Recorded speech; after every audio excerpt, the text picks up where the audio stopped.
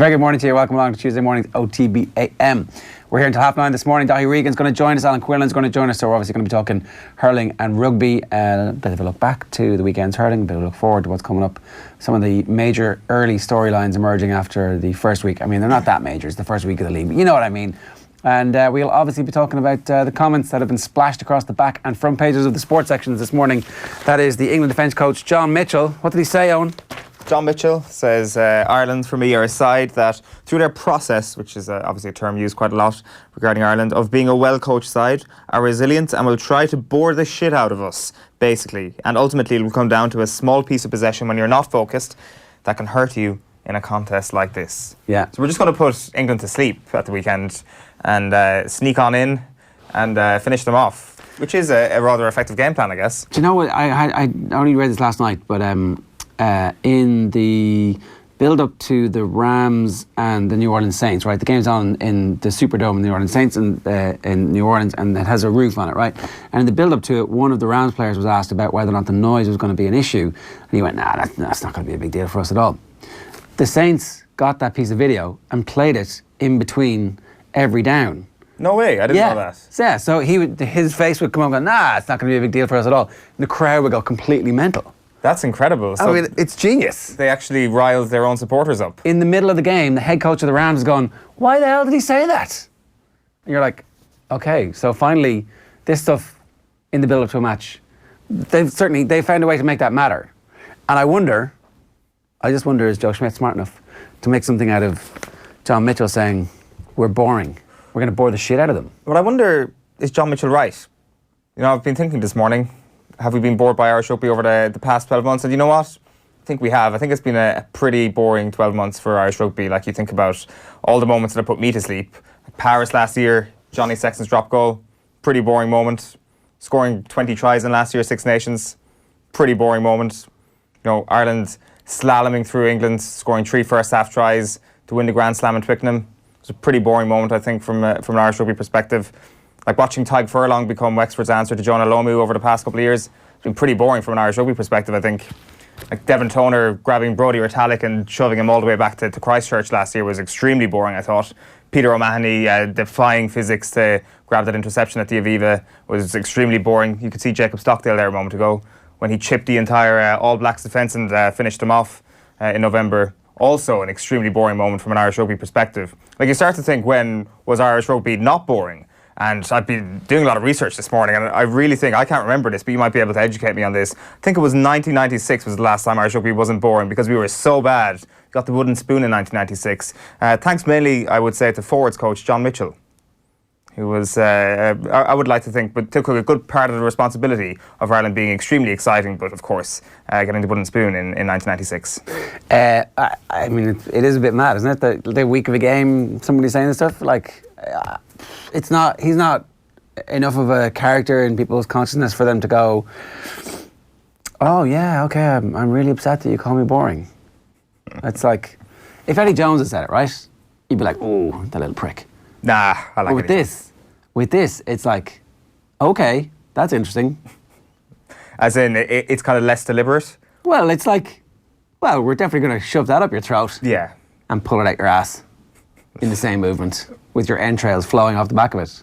Much like, well, that's something they've been doing voluntarily to themselves, says Courtney Laws. He's been shoveling food down his throat, he said, which is one of the other quotes that leaps off the back pages this morning.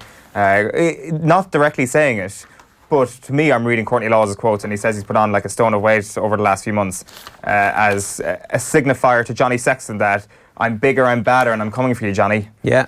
And he's eaten so much food that he's put himself into that position. Okay, all right, that's interesting. I mean, it is. Yeah, he's added more than a stone of muscle since November to ensure he's ready to impose himself in the physical confrontation. He's added a stone of muscle in 3 months. That's pretty impressive going.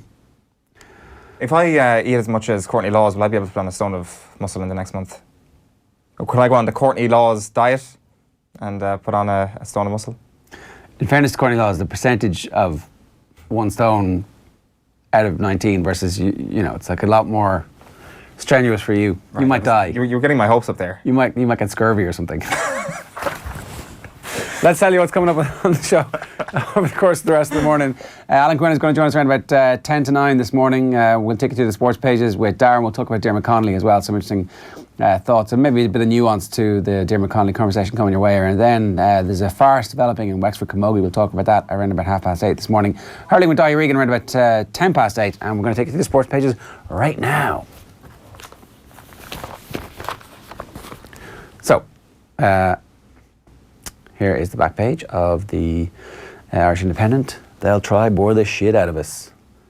S***.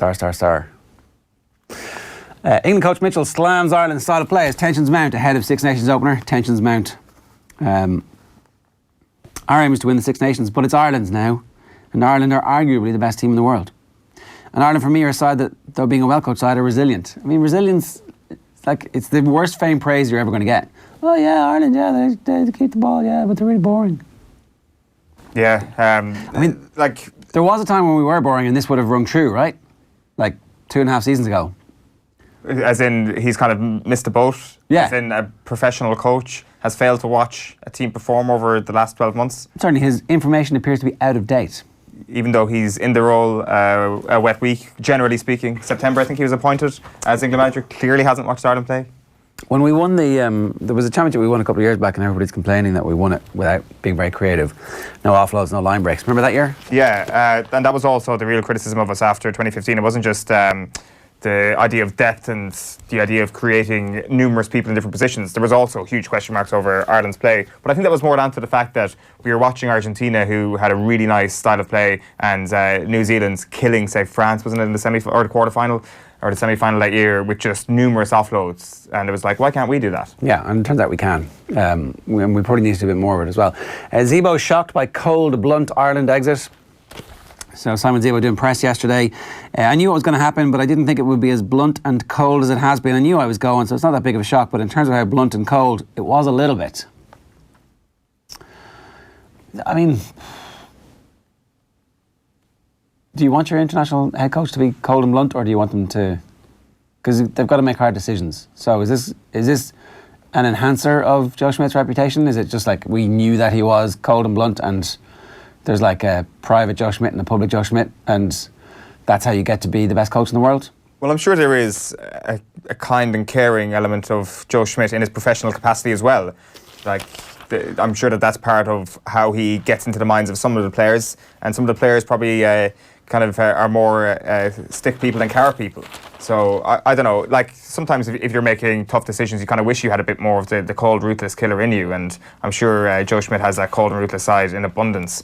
So yeah, it all just paints a picture of a man that, once again, it seems as he's the guy you want on your side.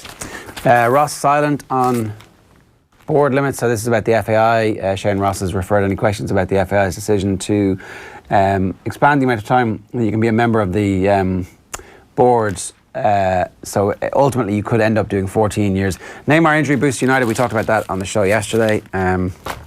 They've helpfully gone through the weights of the back three players, and England have definitely got the heaviest back three.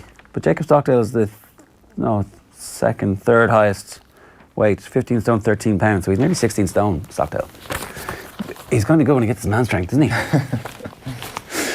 So the front cover of the Irish Examiner sports section this morning, the Boer War. Great picture of John Mitchell. His head silhouetted there. He went viral on Instagram recently, didn't he? Did he? What did he do? He was the most liked photo of all time. That egg. What? Did you not see that? The egg that was the most liked Instagram photo of all time. So John Mitchell does have another feather in his cap. McGrath's Ulster doctrine, treat them as people first, players second. That's Mike Quirk's column today. Mike Quirk always worth reading as well. And the Wexford Camogie decision or story is covered in the Examiner too. We'll talk about that a little bit later on for you. The Irish Times, their sports section today. It's a Ronan O'Gara interview. O'Gara optimistic despite threat from Farrell and Pack Power. So they've got 2 pages of rugby preview, and they also have page GA and some previews for tonight's football as well. Fitzgerald says referees being put under undue pressure. So the Wexford manager says Ryan sending off had a massive bearing in the game. Yeah, we'll talk about the referees and those decisions a little bit later on with Dáithí Regan and Jack Kennedy talking about Apple's Jade. No problem going back to 2 miles for the first time since losing to Irving in the 2016 fighting fifth, but runs over that distance in the BHP Insurance Irish Champion Hurdle on Saturday at the Dublin Racing Festival. Back page of the Sun this morning is I Can't Face Football. Cardiff boss could quit over Salah tragedy. Neil Warnock speaking ahead of their Arsenal game tonight about the tragedy of Emiliano Sala and the disappearance of the aircraft. So he's been saying that he's been considering leaving his role as manager of Cardiff City. United need trophies as well is the other story in the back of the Sun. Top four is not enough. Chelsea and Ollie's way, they were drawn against each other in the next round of the FA Cup last night. Back page of the Mirror is back at a rate of knots. Keane makes swift return to the game as O'Neill's number 2 at former club Forest. And you've also got that John Mitchell story on the back page of the Mirror this morning. The Irish Daily Star goes with Ollie's pop at Poch. Solskjaer insists United always wants silverware. I'm not sure if that's such a big pop. And Horan may be grilled on hike. This is one to keep an eye on this afternoon. So President John Horan is going in front of a Sheahan committee. He's set to discuss the important role the GAA has played in the civic life in Ireland. It wouldn't be like senators to, try and make a big name for themselves by asking John Horan tough questions this afternoon. Popcorn out, Oireachtas.ie this afternoon to see the grilling, or maybe not a grilling that he does. Well, really, is it not more likely... If only I could get some tickets from you. Well, there is that. No, we haven't forgotten the grilling. That's like the whatever that committee was. Was it the finance committee? Remember they gave them all of the various heads of the bodies were in, and they all took the time to talk long and hard about their own volunteer, and loath as they are to talk about their own lives. These politicians needed to remind us all about how great they were in their own lives, and then a few questions about tickets, jokes, but not really jokes. Maria, it's like, I haven't asked you any questions about their finances or anything that's important, so I don't know. More the same. Back page of the Herald is Roy's Forest Challenge. Keane and O'Neill reunited as City's Ground's dream team, and Ole Gunnar Solskjaer there again saying that Manchester United are all about the trophies. Is Roy Keane going to make it? Is it too late to make it? As a solo manager? Yeah. Good question. The idea of him making it now as a solo manager due to what he does as an assistant manager, I would say is still a live possibility. But the thing is, what do they need to achieve at Nottingham Forest? And it's probably promotion, isn't it? Next season. So Forest have had a massive churn of managers, right? So it looks like, the average length of time that you're going to get there, 10 months, say, right? Unless it goes well, in which case, if it goes well, you would hope that, so they're starting in January, they'll get the whole off season, they'll get to start next season well, and say it goes well, say it goes perfectly, and they finish second, and they end up getting promoted next year, which would be a dream scenario, right? Like, they're going straight up to the Premier League then, and they're coming straight back down, unless there's a massive infusion of tens of millions, as we've seen, really. So that's the point where they get fired the following Christmas, even though if they've taken the team up, more or less, that's like best case scenario. And how does he stand out? How does he establish himself here as somebody who has been centrally involved? Like, what happens here to turn Keane into a viable contender for a job the size of the Forest job or the size of any of those championship clubs that you would now think of him as a contender for? Is it not a case of just being the assistant manager at a team that's got promoted for the first time in a long, long time? Does that not bring your stock up? I'm not saying that he's going to get a Premier League job, of course he's not. But if he's an assistant manager with Martin O'Neill and they end up getting promoted, granted it is best case scenario, he would have to be in the conversation for championship jobs, mid to lower table championship jobs. And I know that's back to where he started as a manager once again. That's where he picked Sunderland up. But I think he'd probably take that at a certain point when Ireland were nosediving as they did over the last 12 months. Yeah. Or do you think he really believes that he should be going into a Premier League managerial role? I don't think he believes that because... I don't. I think that, it's very hard for you to establish yourself. It's not like the Ireland situation where there would be 3 press conferences and he's an Ireland legend and so he is going to draw media. How much media is he going to do for a start? Does he have to give up his punditry? Does Roy Keane disappear now and not become anybody who is seen except as part of the backroom team? Maybe. I don't know. Being part of a backroom team in the Premier League isn't exactly a low-profile gig.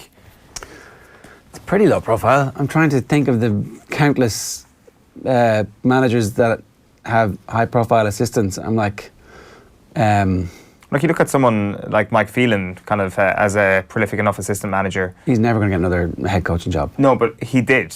He did get that job. Granted, it was with Hull in the Championship and managed, but that's the level I'm saying that Roy Keane will get a job at. He was coming from like an unbelievably high-powered job. Of course he was, but like, Roy Keane's coming from a much high-powered place in terms of the previous celebrity stature of him. Like, I do think the fact that Roy Keane is one of the most famed Premier League players of all time will definitely count for something in terms of, it's not just, look at that anonymous guy on the bench.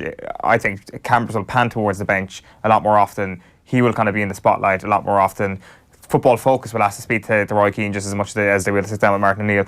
Like, granted, we're all speaking in hypotheticals here. This is all if they get to the Premier League. I'm not disagreeing with you that assistant manager in the Championship is not anywhere near that. The most likely outcome is that they're not capable of breaking the habits of Forest's last 2 decades and somehow rescuing the club, because it's very difficult to do. Like, and it doesn't look like they're going to have the funds that would automatically give you an advantage. And even then, loads of teams have spent loads of money, and like I see Scott Hogan today on the verge of leaving Villa. Villa spent 9 million on him. They're not going to get anything back from him. Like, they're asking somebody to take his wages, and there's no reason why anybody would take his wages, because he'd one streak of goal scoring and that was it. So I don't know. It's possible that this is the end of the line for Keane and O'Neill, unless they do something miraculous. It seems that way. The front page of the Daily Telegraph sports section is I'm still in love with cricket. It's Sir Everton Weeks on page 8. It's an exclusive. And Shattered Warnock, I felt like quitting. Cardiff City manager admitting the Salah plane tragedy has left him unable to sleep and needing counselling, along with several of his players.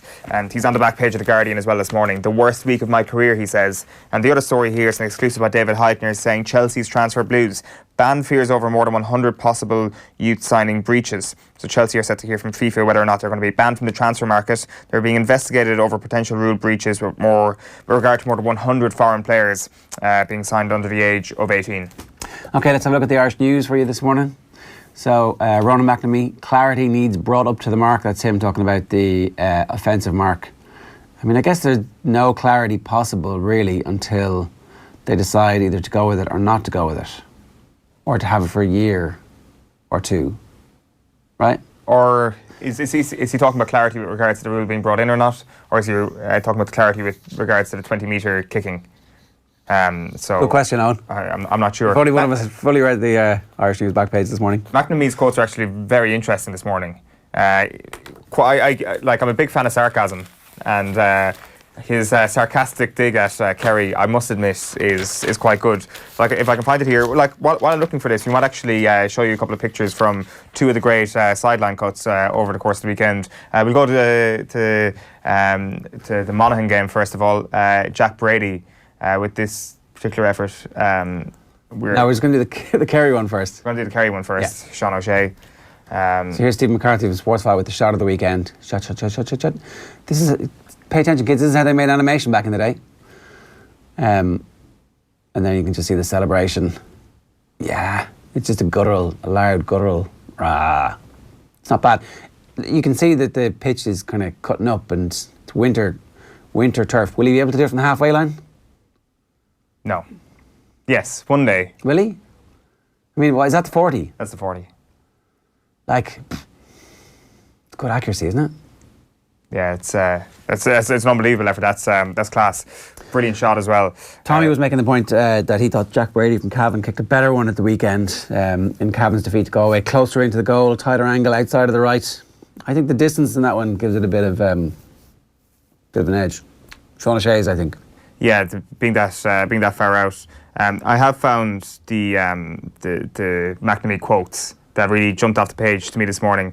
He talks about Kerry's defensive system and says, it's normally the Ulster teams that supposedly go at it that way, but sure, it's probably quarterbacks, not sweepers, that they have playing. And I still think it probably was a surprise to see them playing like that, because you know how it's painted, a different picture. Football down there compared to up here. We just had to adapt to it, and it took us a wee while longer than we wanted. To be fair, they did pack it out pretty well. It was very, very hard to break down. We tried to get the ball across a few times, and with a wayward kick pass here or there, you were intercepted and on the way back straight away. They played the game well, so that they sucked us in, dispossessed us, and then caught us on the counter-attack. They did that numerous times in the first half. So that's Ronan McNamee on Kerry's blanket defence, but no sweepers for Kerry, quarterbacks. Yeah, it's right, isn't it?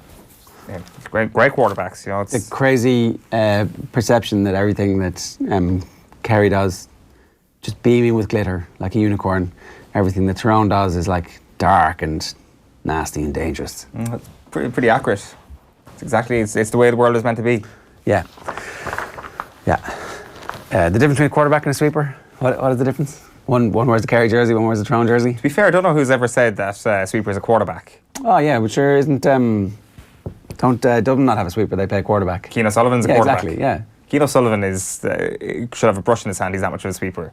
There's no way you can describe a sweeper as a quarterback, because they're not actually the creative influence behind any of the attacks, which is it's not their job though. Like and I'm not even playing devil's advocate here, but it's not actually their job when they break stuff up to pass the ball forward, to set things in motion. Yeah, well, they set Kieran Kilkenny in motion, who then tries to find the actual killer pass. You could describe Kieran Kilkenny's role as more quarterback-like than Keane O'Sullivan's. I don't think anybody, and this goes for Kerry as well, I don't think anybody who's playing as a sweeper can possibly be described as a quarterback. Stephen Cluxton, obviously, he's probably more of a quarterback than any of the sweepers are, and even then I'd have my doubts about describing any goalkeeper as a quarterback. Yeah. Like, I guess when Stephen Cluxton and Rory Beggan go over the top, then they're in full quarterback mode, because they can sometimes kickstart an attack. Beggan can go quarterback from the tee. It's too random. It just feels like it's unstructured at that point. But I mean, I'd like to see them. It probably isn't unstructured. I'm sure they've got loads of set plays where it's like, okay, there's nobody ahead of you, go. But the point isn't to set an attack up. I don't know. Anyway, all right, let's move on, because what are we doing? Yeah, okay, so the Dublin Racing Festival last week, this weekend is the Dublin Racing Festival. Last week we had a very special show in the Sugar Club for you, an amazing guest list, Johnny Ward and John Duggan, Kevin Caban, myself, got the opportunity to sit down with Rachel Blackmore and Paddy Mullins. We also had Davy Russell and Nicky English were there as well. So here's some stories from the night. You're going to hear particularly from Rachel Blackmore and Nicky English in this clip. Have a look. I remember being at Tipperary for one of the meetings during the summer, and she rode a gambled on winner for this man's father on the flat, and then she won the big hurdle race the same day, and I was just like, this is absolutely extraordinary, and stuff like that should be on the news that night, that somebody can do that. Not to mind that she's a pioneer in terms of female jockeys, that she's mixing flat and jumps and riding 5 furlong race in Dundalk and then riding a 3 mile chase the following day. That's incredible for a jockey, first off. Exactly.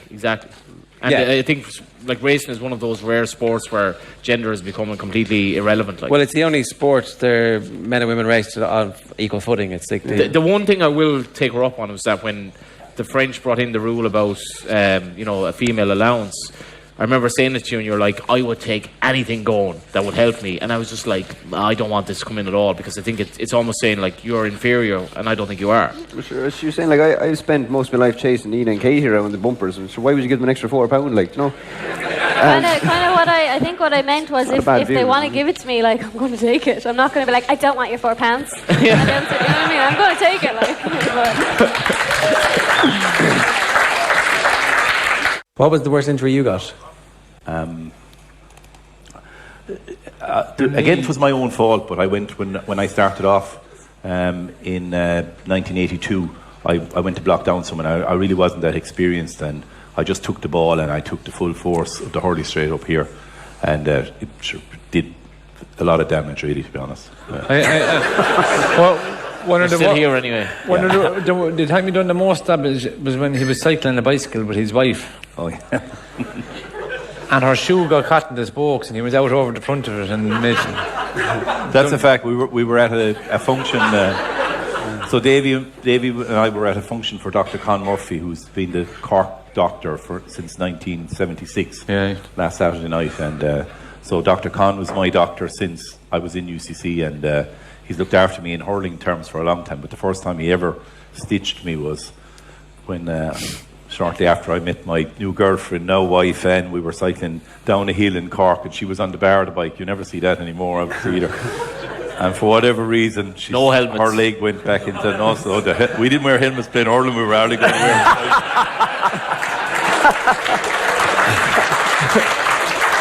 So I went straight.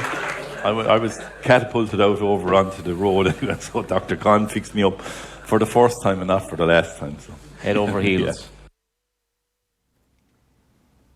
You can get that full stuff on our YouTube channel, youtube.com/offtheball. And if you still want to head along to the Dublin Racing Festival, you can get tickets at leopardstown.com as well. Niall Moonan says, I remember the 80s and 90s. This is glorious rugby now. Straight over Niall's head was Owen's sarcasm a little bit earlier on. Irish rugby so boring, says Brino McNamara, who gets exactly what you're doing. And Port Gary says, Chris Farrell is better than Aki. Never mind Henshaw. Farrell 12, Henshaw 15. Scary backline right there. We can talk a bit about this because the news had come through that while Rob Kearney was playing for Leinster, Robbie Henshaw was playing for the Ireland training team at fullback. Not impossible to think that he's thinking of bringing his 4 centres and Henshaw is the auxiliary fullback, because everybody's gone, oh, Will Addison, he's the guy, he can play anywhere. Yeah. But actually, we now have a lot of players who can play anywhere, and if Henshaw can play fullback, then maybe, I don't know. Yeah, like it's much easier to say we have X and Y available in all these different positions when you're compiling a 31-man squad for a World Cup.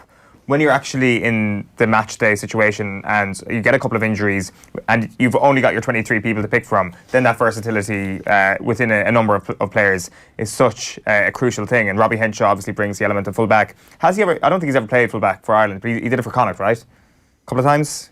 Like the thing is, what do you lose when Henshaw leaves the 12 jersey and somebody else is in there? Depends. Turns out not a lot in terms of the kind of collective downfall from what we saw in November isn't a whole drop-off. Like, for me personally, if there is a number 15 who's cemented into position, which Rob Kearney has been for some time, maybe not anymore, then I think Robbie Henshaw is your first choice number 12. But to get the best out of your entire team, and if Robbie Henshaw is our second best 15, or perhaps when it comes to form, a better place to actually take the 15 jersey, then maybe as a collective, as a 1 to 15, the team actually might be a better place to have Aki, Ringrose and Henshaw all on the pitch at once. Yeah, well, it's certainly worth looking at, isn't it? And this is your last chance to have a proper look at it. Yeah, like, well, that is the thing. You don't want to be discovering this in a World Cup quarter-final. Actually, you know what, he hasn't had enough time there, and it's not the right decision, whereas somebody else who has played or is playing week in, week out there, much better. What do you think is Joe Schmidt's thoughts on the experimentation possibilities of the Six Nations? Honestly, I don't think he's going to do that much at all. I'd say there'll be a few bits and pieces here and there, a few combinations, but if you think back, there are definitely times when Schmidt picks teams that look on the face of it. If you look back to the team that travelled to America to play New Zealand, like when that team was named, good judges said, oh, he's throwing this game, he's trying to win next week's game. And I was like, that might make a bit of sense. And then they actually played and won. You're like, okay, this is a bit of a change. So he's obviously sees stuff that looks like it's experimental, but they've been trying it out for months and months, and then it appears on the pitch and we go, oh, you haven't seen that before.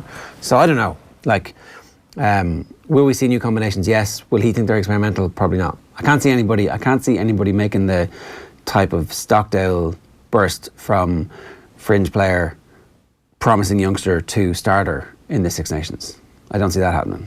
No, fringe player to starter is possible. Like, he doesn't have youth on his side, and he's been mentioned quite a bit, but Will Addison is certainly in that mould of someone who you would not be surprised if he started a World Cup game. A World Cup game that mattered, like I'm talking Japan, Scotland, or a quarter-final. I'd be surprised. Yeah? Yeah, I think there has to be a lot of injuries for that to happen. I think Will Addison has the 23. I think he's a front runner for the 23 jersey at the moment, and it's only one more step up the ladder to actually get that starting spot. All right. Let's move on, because Tommy Walsh turning our attention to hurling. Tommy Walsh threw out his All-Ireland favourites to Eoin last Thursday morning right here on OTB AM. He doubled down on them again last night with Joe. Have a look. Did I hear rightly that you reckon Waterford are going to win the All-Ireland? Yeah. Listen, obviously it's very difficult to predict it, but yeah, I do. I have a hunch for it was before last weekend, Waterford and Clare, and Waterford to nudge it. Well, now listen, as I said, it could be any of one of probably 9 teams, but that's where my hunch goes. For the reason for it is they had such a short summer last year, and they were decimated by injuries in that Munster kind of league championship type format. So it was kind of like a written off year really from the minute that started. So just with a new manager, usually with a new manager, we already have seen it with Tipperary, we've seen it with Waterford the weekend. They kind of nearly get a new lease of life because everyone is out to impress and everyone believes they have a chance. So, and they have the hurlers, because we seen what they did about 2 or 3 years ago in the Under-21 Championship, Joe, where, you know, they obliterated nearly every team in it. There was very little close matches. So, yeah, I have a hunch, but as I said, like, any 1 in 9 teams could do it. But yeah, I'll go with Waterford. Yeah, any 1 in 9 teams. That's why it is a properly exciting championship. Dáithí Regan, good morning to you. How you doing? The very best, gentlemen. How are you? Very well, very well. What do you think of Waterford's chances? New manager, first season. Is there something in that? Well, there'll be certainly a fresh impetus, but I think a lot of it at the end of the day is going to revert back to the style of play, because I think you will not win an All-Ireland final if you play a spare defender. I think that's been proven over the last number of years. So a lot will depend on it. I think it must be acknowledged what Derek McGrath did when he came in, because Waterford were being perceived at that stage as a team who were going to drop from the top echelons pretty much down and cast adrift of everybody else. So what Derek did was he created a stability within Waterford and made them very, very effective in the way that they hurled, made them very competitive, and made them a threat in a time scale a hell of a lot quicker than anybody thought Waterford were going to get to. So Derek McGrath deserves immense credit for what he did from that perspective. However, for Waterford to win an All-Ireland final, things must evolve within how they actually play. That's the only question mark. So we can't take in isolation their victory at the weekend as any indicator, no more than we can win any other games the weekend, because one game is not a trend, or doesn't set a trend. One game must be taken in isolation. We must be patient, and we must watch over a period of time the trends that occur with different teams over 3, 4 and 5, 6 games of the National League. It's not a bad shout from the perspective they're a dark horse. I don't think right this minute they deserve to be put into the echelons of genuine contenders ahead of the current All-Ireland champions, the previous year's All-Ireland champions, and the previous years to that All-Ireland champions. I wouldn't contend that, but I think it's a good shout for an outside bet. Okay, so Limerick and Galway and Tip? Limerick, Galway and Tip, unquestionably for me, yeah? Yeah. Are Kilkenny anywhere close to them? Yes, they are. Closer than I would have said at this time last year. National League champions, very unlucky to lose to the ultimately the All-Ireland champions. So again, if you're to take it in relation to Brian Cody, I held very strongly the view with all the Kilkenny retirements in a short period of time that it was a certainty that there was going to be a period that was going to ensue where Kilkenny were going to endure a barren period of time. For me, the issue was not the amount of players that were going to lose. The critical aspect was that Cody stayed, because the new players he was going to bring into the ranks were going to understand the ethos and the core of what makes Kilkenny great. Now, if it had been somebody else without his demanding demeanour as a manager, new players coming in may not have attuned themselves to the level of expectation that Brian has for what a top-class inter-county team requires. So to that level, he has made them ultra competitive in a very short time span, considering all the changes. So yes, Kilkenny are genuine contenders again. The other thing that was important was that enough of that old core of players are still there or thereabouts to be able to just show everybody what the standards that Cody expects, but what they expect as players and teammates as well. Yeah, I totally agree. I mean, within the dressing room dynamic, there are leaders, and great leaders within that dynamic, who are used to winning and then are started to go through bad periods. These are winners. These are guys that want to get back winning as soon as possible. So they're like Cody's lieutenants in the dressing room, because privately they speak when the manager isn't there. And what greater bunch of players could you have than the likes of Walsh and Reid and guys like that, Fenley, to be able to say to these young fellas, you're now a Kilkenny senior hurler. These are the demands of a Kilkenny senior hurler. This is what's expected of you. And if you don't ship up to it, you'll answer to us as well as to the gaffer. So you're absolutely correct to point that out. It's critical, Ger. Here's Brian Cody speaking with Oisin Langan after Kilkenny's win at the weekend against Cork. Have a look. Brian Cody, Kilkenny manager, that's a good start to the Alliance League in 2019. Yeah, no, it was. The performance was decent, and obviously the result was what we were hoping to get as well.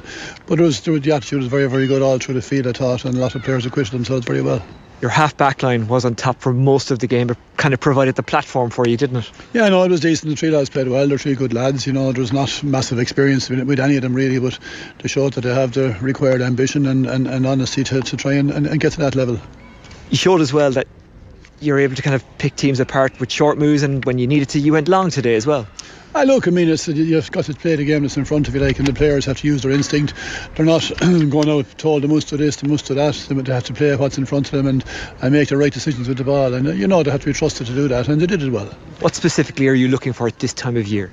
Really, at this time of the year, you're looking at attitude and the way they approach the thing, and the fact that they just go about it and just go and play, But attitude is huge, really, because if that's not right, everything else is wrong. And it's a trip to Ennis next, down to Clare. It's a bit of a trip down to Clare right next week, so we'll see how that goes. What about injuries? Richie Hogan initially in the squad this week, but wasn't in the end. Yeah. What's his situation? Just a bit of tightness in the back, so we're not going to take any chances with him. So we'll have to see how he is for next week. Happy with just the start? Happy enough, yeah. Cheers, Brian. Cheers, One quick point about this before we leave. We haven't seen Richie Hogan fully fit and free from injury for a while, and it's a real pity for anybody who loves hurling, because one more season or two more seasons of Richie Hogan injury-free would be the type of thing that would help cement his legacy as one of the best hurlers of his generation, but also give us something to marvel at for 2 more years. Well, the opposition may not marvel at him because he's destroyed so many teams over the years. I would agree with you, Ger. It's been fantastic watching him over the years. I think he's been one of the most skillful players we've had in the country in the last 15 years. I do expect we'll see him in Championship, and I do expect, all going well, we'll see him pretty much injury-free. I think he's a guy who's made it quite clear over the last couple of years that he acknowledges he's coming towards the latter end of his career, and he's basically training now as a professional player. And his job allows him to do that, and good luck to him. He deserves the opportunity to wind it down in the way that he sees fit. So I think with that kind of mining of himself and that kind of medical conditioning and mental conditioning that he's going to have, I think we will see a good year out of him yet, unless it's injuries that just take its toll and medical advice is you're not going to return to the levels that you were, because he's a player that needs to be firing at 100%. When he's at 100%, he's one of the best in the country. I wanted to talk to you about Tip on Saturday night, Dáithí. It seems that just looking at them immediately, there is already signs of more of a plan in place from a Tipperary perspective, that there is more of a structure and that their team makes a little bit more sense than it did at times in last year's championship in particular. The only thing, again, we must caution in relation to so early in the year. I mean, within 10 days previous, Clare had beaten them comprehensively in Waterford Crystal. And there was murmurings from people that work in this place as well, from Tipperary, that, that's a bad start. I mean, this time last year, Tipperary had started well. Tip had got to the league final. And, you can't define Tip after one game. Yes, it was impressive. There's no doubt about that. But we started to look at Tipperary after the league final last year as is the house of cards collapsing around them. Now, you could say after 5 or 6 games last year, there was a trend. And proximity to the championship definitely was a concern. So no more, I caution the same now that, yes, it's the first game, but let's take it in isolation. But let's look at it over a period of time. You were always going to get a bounce when Liam arrived back in. Now, as well as that, Tipperary have a whole setup, a whole structure. If you even look at the sponsors of the team and their involvement with Liam and the role they're going to play, this Tipperary team are going to be as well prepared as any. They're going to have a management structure. There's going to be no lack of backup there whatsoever. So what that does, it creates a situation for the players immediately that you train and you play to your optimal levels. You will want for nothing. Still, not every county has that. So a fully structured Tipperary with the ability of players that's there, they're a serious proposition this year. And who is their best full back? Paddy Maher, in my view. Paddy Maher, and I've said this last year, and I hear people suggesting, it's a travesty taking him out of half back line. To me, he's the best full-back. To me, he's arguably will be proven to be the best full-back in the country this year. I think he's a superb athlete. And I think there was difficulties there in that full-back line last year, and similarly the previous year. And if you have a player that fills a pivotal role like number 3, well, to me, you put him there. And then you build from there up. People often say you take number 6 and you build from there up. Hurling's changed. It's a different game nowadays. Goals win games at the end of the day, and someone like that on the edge of the square is a rock, and I think he's going to persevere with him there, to be honest with you. I think he should do. I think it's well worth looking at. Okay, because it certainly has been a move on the Hurling show last year. Shane Stapleton would have made the point that you need your best athletes at fullback, because that's frequently where the best athletes are for the opposition. Obviously, midfield halfbacks, there's a lot of running, but the speed guys, the ones who are able to, that short area quickness, the ones who are having a burst are frequently the ones that the opposition are putting on the edge of the square, and to nullify that, you can feel like you're sacrificing quite a lot, but ultimately, if you're conceding huge amounts, you're going to lose games. Well, an example of that, and I would agree with Shane on that, an example of that is the All-Ireland final, Kilkenny and Tip 3 years ago, where Seamie Callanan basically did what he liked.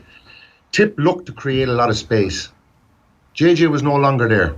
So all of a sudden, the shackles were thrown off Seamie Callanan. He was given loads of space. So when you give a player of that calibre a lot of space, and you isolate space all around him when you withdraw your half-forward line, obviously the indication is there, we want our best man up there, and we want space, and we believe he'll do the damage. And he did the damage. Now, you similarly turn that coin on the flip side, and you say, Kilkenny decide to put TJ Reid isolated on the edge of the square. Well, who would you like on him if you're Tipperary? To me, Paddy Maher all day long. If you're going to have a brilliant inside forward line and you create space around him, for all the reasons you've suggested, you need somebody that's outstanding, that's able to contain it. And I believe he's the man that can do that. I know I'm going to kind of double back down on Kilkenny here again, but it seems that Brian Cody has made a big effort in terms of locking down that number 3 jersey, and it seems that Hugh Lawler is picked it up for the time being. I'm not sure what you've seen of Hugh Lawler, Dáithí, but I think regardless of how good he is, if you can hold down that jersey, it kind of frees up the likes of Pádraig Welsh to get out the field a bit more, which is kind of a win-win from a Kilkenny perspective. Yeah, well, I'd agree with you. For the simple reason I think Walsh has done an outstanding job there, but I've looked at him the last couple of years thinking, I'd love to have you out right half back, because, he's like Tommy in many respects in that he's such a dynamic player. He's brilliant to watch. He's just full of go, great speed, loves to attack, very good in the air, just a swashbuckling-like type of player. He'll score points from you from out the field as well. And I've always thought if Kilkenny could nail down a number 3, well then it releases him and it strengthens things for them. So again, I revert back to the point. Lawler is young, he's given his opportunity. So let's just wait, let's give the guy an opportunity, and let's see how things develop over the league. I am sure Brian Cody is looking to tailor in 3 or 4 positions to cement down with some young fellas. Let's not forget Kelly 3 or 4 years ago against Offaly was going to town, and we all thought this is a new Kilkenny forward that he seems to bring in every couple of years that all of a sudden we've never heard of before, and now maybe this is his year to make it. That's the way Cody operates. It's a little bit early. Let's judge him at the end of the league. Brian will judge him at the end. Brian may very well judge him after 3 or 4 and say, that's my man or that's not my man. We'll know after a set period of games.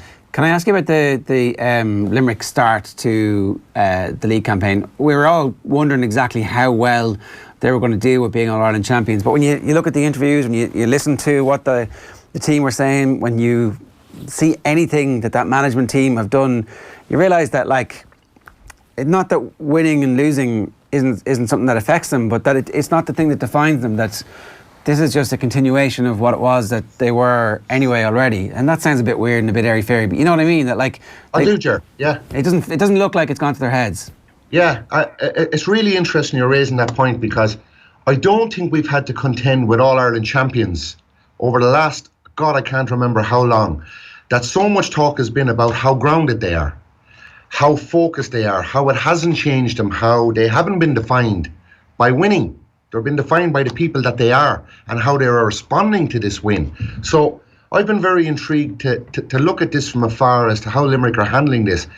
And on the basis that I was believing what I was hearing, I was pretty confident that we're going to win. Not that I was disregarding Wexford, but I just thought these are All-Ireland champions who really, really want more, who are grounded, who have parked it, who have had their enjoyment, who have embraced what it's done for them as people, that it'll always be with them for the rest of their lives. But it doesn't define you. You now move on. So it speaks volumes that, number one, there's a fantastic management structure behind these players that can keep them grounded. Number two, they went into the Bears pit last Sunday because Wexford under Davy, with the All-Ireland champions visiting, would have afforded them the due respect of maybe applauding them onto the field and the Wexford supporters applauding the All-Ireland champions. And I knew once that ball was thrown in, Wexford would go for the jugular. They'd test every fibre. They'd test the pulse of Limerick and see, well, do you really want it, lads? In the first or third week of January. And Limerick stood up to the challenge. They knew what was coming from Wexford and they faced it down. And it was attritional. And I was very impressed with Limerick.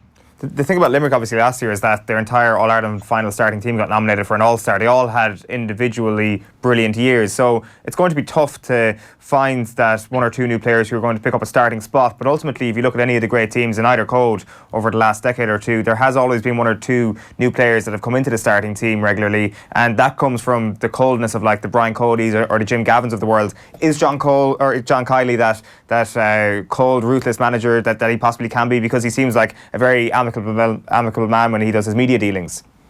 I don't know if I necessarily agree with you there. I'll give you an example. I mean, Offaly's 4 All-Ireland wins from the 2 in the 80s and 2 in the 90s. We operated with a very limited panel. I would also suggest that the difference between Limerick and Cork last year was Limerick's greater strength and depth on the bench. When that game went to the dying embers, Limerick were the ones who could bring good players in. Cork were the ones who were shorn of that extra bit of talent on the bench. So I think that Limerick have a very strong squad. I think what that creates within the whole structure is the players that didn't make it, didn't start, but are on the bench and will have belief in themselves. They'll be pushing every bit as hard this year for someone that hits a lack of form. So I think he has a very good panel. If he picks somebody up, well, so be it. But I think what he'll be looking for is a bolter from his bench from last year to try and cement a position down. I think Limerick are in a good place panel-wise. I did want to ask you about the quality of refereeing. Here's Eddie Brennan, who obviously is in charge now of a senior inter-county team and maybe doing his best to jostle his way up the pecking order for ultimately whenever that Kilkenny job does become available. He saw his Laois side be on the wrong side of a number of refereeing decisions, and hear what he had to say about the referee's assessor. Have a look. I think it was obvious that there was an assessor sitting above in the stand, very obvious. And I think, you know, the ref did that way. I mean, to me, I think both sides were given frees. You know, there were, you know, I don't know.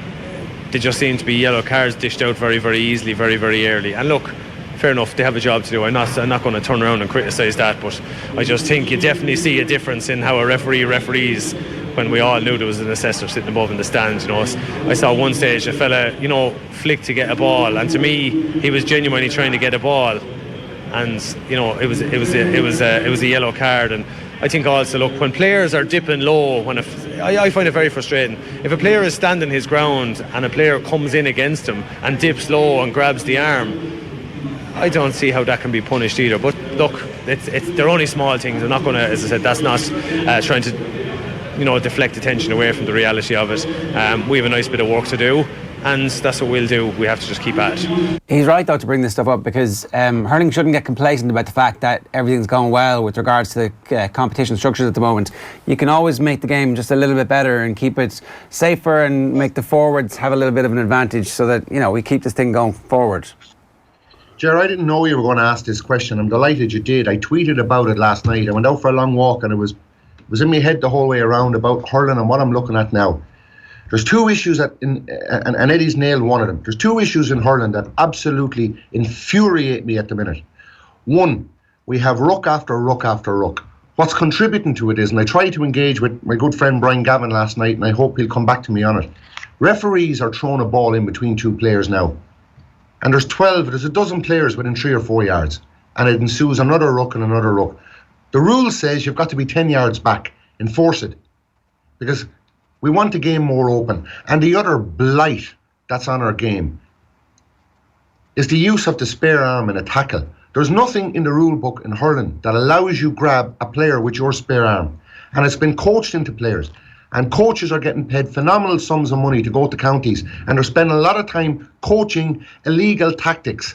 And I've watched it before games in Thurles, in the small little grids before games, inter-county teams, playing the possession game, and the guys without the possession grabbing the arm, letting go quickly, and the next guy coming in. It's illegal, and it needs to be stopped. And I think Croke Park need to be issuing a diktat to referees. It's illegal. It's a blight in the game for the last 15 years. But referees are letting it go. You cannot grab a player by your arm. When we were playing, and you just couldn't. You blocked the player, you hooked the player, you could use your body, you could stand the player up. So the skills of the game aren't being coached. Negative tactics are being coached into players, which is negative fouling, and it's been coached into teams and players, and refs are letting it go. And it's gone so far, I fear we're not going to eradicate it. So it's suiting, you see these hurlers over the years, bigger and stronger. Why are they getting bigger and stronger? One is to break a tackle, but number two is how to tackle illegally. And I just wish Eddie hit the nail on the head in relation to that. The fact that hurling is competitive and there's a lot of teams, one of the reasons there's a lot more teams competitive now is because the skills difference between the top teams has narrowed, because negativity has narrowed that, because it is in-your-face type of hurling. We're not coaching enough skills into young children, we're coaching negativity into them. Yeah, no, it's a fair point. One last thing I did want to ask you was your take on the recent hike in price rises by the GAA for a range of different games. Obviously, qualifiers, All-Ireland final gone up by a tenner, the league game's gone up by 5 if you pay at the gate. What was your take on all that, Dáithí? We haven't spoken to you since that happened. Well, I was very, very interested. You interviewed my Offaly colleague last week. His name leaves me now at the moment. UCD graduate. Paul Rouse. Paul Rouse, yeah. And I watched it. It was very interesting. I mean, it's very, very simple. Paul Rouse just diluted that argument immediately, where he said factually it was wrong that and he totally contradicted the president, that there has been increases. I mean, if anyone needs to know the situation, look at that interview that you guys did with Paul last week, where he factually pointed out that the president was incorrect. There has been increases in our games, in the National League and in Championship over the last number of years. So, I mean, that's just blown wind. At the end of the day, that's spin. If there's been increases, there's been increase, Mr. President. Don't spin it. There has been increases. And I mean, you need to look at where things are at the moment. I know a lot of people I've spoke to over the last weekend. I've looked at it and I've said, do I want to pay €20 to go into a league game? I have the choice. So let's look at it like this. We have a choice. We either pay it or not. Some people can say, well, it's an extra €2 or whatever. Well, that's fine. If people want to pay it, people will pay it. If people don't want to pay it, people won't. People will vote with their feet. I will be selective about what I go to. If there's something that's down in Tullamore that I want to go to and I want to see, let's face it, I'll go and look at my county to see how they're going. But if they're playing Galway, they're playing Dublin next, and they're playing Galway and Tullamore, I'll go as much to see what Galway are shaping up like. And I'll pay €20. Do I agree with it? It's not the worst increase in the world, but it's wrong to suggest that there hasn't been increases since the last number of years. That's factually wrong, and that's where I'd stand on it. All right, good man, Dáithí. Thanks a million for joining us this morning. Great to have you back on the show. Dáithí Regan giving us some thoughts on the weekend's hurling. We'll obviously check in with Dáithí across the rest of the league campaign and the championship as well. It's nice of the hurling chiefs to get rid of relegation this year, to give football a bit of time in the spotlight. A bit more peril near the end of the league campaigns. And then, the hurling quarterfinals will come along and destroy football once again. But we're going to enjoy our time in the spotlight in a couple of weeks. It's mad how the quarterfinals are like the most meaningless games in any competition. They're always really good. Ever. It's weird, isn't it? Like they're so pointless, but everybody watches them. But they're always epics. Like, and actually, in retrospect, there was a game 2 years ago where Waterford were killing Galway. Galway made a comeback and beat them. It was a Waterford second string team that they were resting. 2 years ago, was it? Yeah, I think so. Yeah, and Galway kind of pinpointed that moment. Like, actually, we got a bit of confidence back. Yeah, but it was a league quarter final. You're not supposed to care about these games. Hammer tip in the league final. Yeah. All right, Darren Cleary is in the studio with us next. But first, I want to talk about this. Here's Kieran Cunningham at last night's show talking about Jim Gavin's cryptic answers around the future of Diarmuid Connolly in a Dublin jersey. And Diarmuid Connolly, by the way, he was asked about Connolly's potential return. He said, it's like any player who volunteers their time for playing inter-county football. Those choices that they make are purely those choices, and if players want to come back, we'll be delighted to have them. Pressed further on whether that was an indication Connolly didn't want to return to the inter-county scene, Gavin said, no, that's not what I said. So we're none the wiser, really. No, and he was asked about Connolly after the All-Ireland final and at the Leinster Championship launch last year as well. And the answers he gave were similarly oblique. Like, he hasn't really given a straight answer on this. And like, from what I gather, it's quite unlikely that Diarmuid Connolly will be involved this year. And I think that's a huge gamble if that does turn out to be the case, because if you look at last year, they didn't need Diarmuid Connolly. Like, they won every game comfortably, bar the qualifier or the Super Race game in Oma, which is still, they kept Tyrone at arm's length. Whereas if you look at the last really tight do-or-die championship battle they had was against Mayo in the 2070 final, and they needed him to win it. So you can read too much into last year. They didn't have that kind of challenge last year. Yeah. Maybe they won't have it this year, but I think 5 in a row always bring pressure.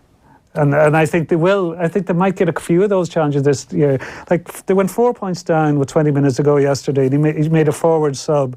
He brought Conor McHugh on for Dean Rock. And Conor McHugh is a decent forward. He would get in most inter-county teams. He was under 21 player of the championship a few years ago.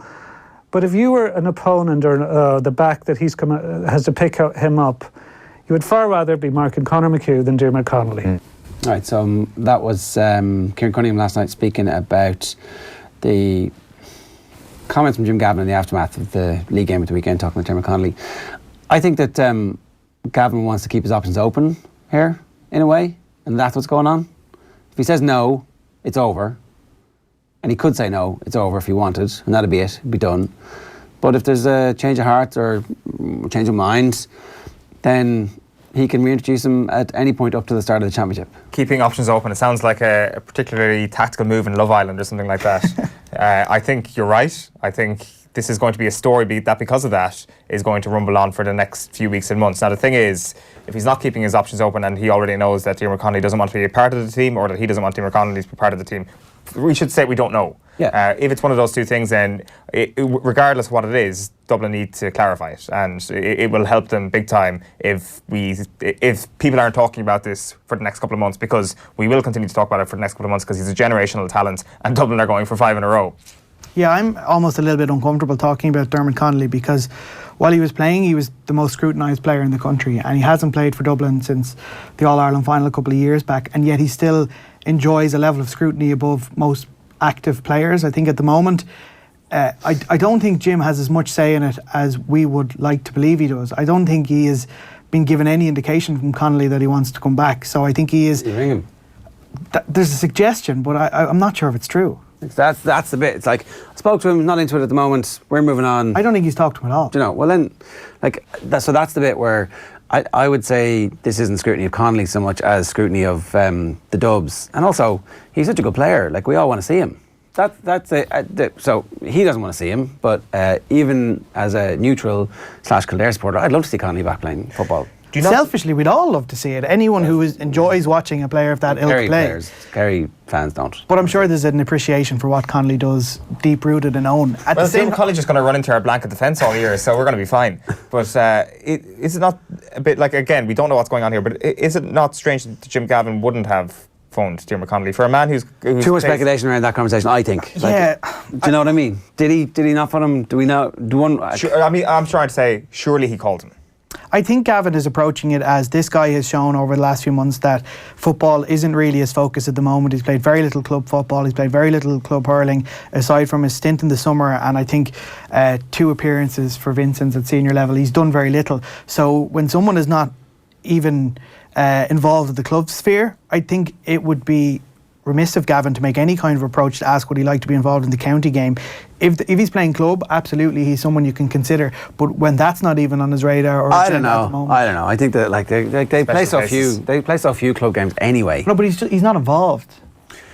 I know, but he's like the best footballer of his generation. So you're like, you were away for a while, you're back now, come in training, we'll see how we get on. He mightn't want to come back. Well then fair enough, but then just say that. That's like, I'm sure that conversation's happened. I'm not sure if it has. I think it's been left where it was when Connolly departed the first time, as if you would like to come back, let us know. I think Gavin is a principled and proud man. I don't think he will go cap in hand. I don't think it's not cap in hand. It's like, here, we're moving on, you got to be with us this week or not. But he would be of the belief that it's Connolly's call to make, and that's the thing he's put in straight away. The whole time it's always been, it is Connolly's call. If he would like to come back, tell us he would come back, we will consider anyone who is available. I don't think he makes the call. I don't think he sees it as his role to make the call, and I think he has ultimate selection. He picks who is the member of his squads. Not like, you know, if you're a young aspiring footballer, you can't ring up Jim Gavin and say, I want to be a part of your squad. You can when you're Diarmuid Connolly. Well, that's mad. That's like, I think he might be the only player to be able to ring up and say, I'd like to be part of the squad. I don't think it would be in Gavin's nature to go and ask Connolly. I think that would nearly be coming from a position of weakness. It's very much so about the group, and if you want to be involved in the group, we're not going to go ask you. You're either with us or without us. You make it very clear whether or not you want to be with us. Yeah, I think I maybe with semantics, I think that it's Jim's call, it's Jim's team. Joe Schmidt isn't waiting for Simon Zebo to ring him saying, I'd like to play for you. Joe Schmidt's like, off you go. Let's face it here. Jim Gavin knows exactly what he wants in a situation. There's no way that he doesn't. He is the best intercounty manager potentially of all time. He knows exactly what he wants. And better than Miko. Well, I would say that management has moved on a good bit from Nico era, has it not? In terms of being a meticulous, evil genius, he is way better than anything we've ever seen in terms of the vast array of things that he's done. So he knows what he wants, and I would just be shocked if there hasn't been a conversation. And maybe you're right, maybe Jim Connolly just doesn't want to come back. I don't think there's been a conversation. Jack McCaffrey was in here before Christmas, and he said that he'd spoken to Dermot socially.